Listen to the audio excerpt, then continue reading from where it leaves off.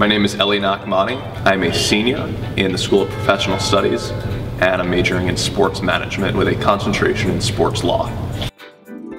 For me, to be someone who's up and coming is to be somebody of whom a lot is expected. And I don't think that individuals get this distinction or this title without someone thinking that they're going to be more than they are today at some point in the future. So in a way, it's some pressure. It's something that you have to live up to. And of course, the first word is that you're up, and of course, coming is a future tense verb, that something is eventually going to happen. And so if somebody were to get the honor of being named an up-and-comer, they should hope that they'll be able to live up to that title. A lot of the time, it's really trying to find what I'm passionate about and being able to do that to the fullest extent. So whether that's politics, and obviously my involvement with the Trump campaign or planning the inauguration, or in sports management and just trying to stay plugged into what's going on in the industry and whether or not that could be something in my future one day. But also on an intersectional note, between sports and politics, trying to understand just how the two interact and what my role in that could be in the future as potentially an agent of change. What I'm really trying to figure out, and I'm doing research with a professor on this, is what is the role of a professional athlete in our society?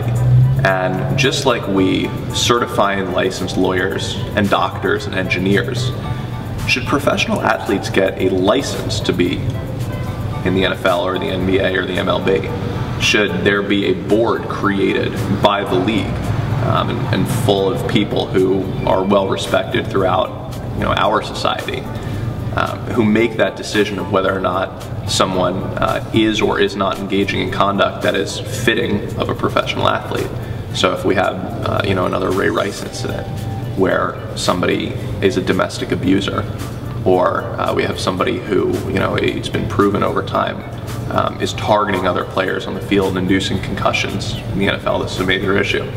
Should there be a board created by the league to make those determinations? And so I'm working with a professor right now, and I'm doing some research on my own independently and seeing what the role for that could potentially be.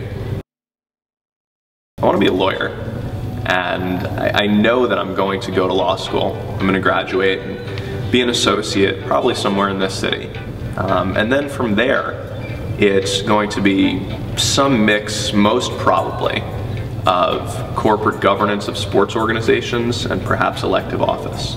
So we'll definitely see, but I know that the first touch point of my career and something I wanted to do since I was a little boy was be a lawyer, and I'm definitely going to do that.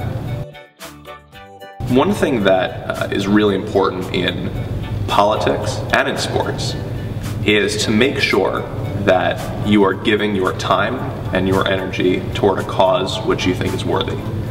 Because there are going to be a lot of days where you are being made to knock doors in the freezing rain, for example, as I did in New Hampshire during the New Hampshire primary as a member of Chris Christie's team when he was running for president. There are going to be many days where you have to do phone banks and you have to make the same exact call and read the same exact script over and over and over again. But eventually, if you do that enough, then you're going to be given more responsibilities. You're going to be tasked with things that are more likely to give you something that you can be proud of doing. And for me, I definitely would not have been able to push through in some of those more difficult, challenging, and mundane times if I didn't believe in what I was doing. So it's about finding what you believe in and then volunteering your time to the absolute extent of what's possible toward it.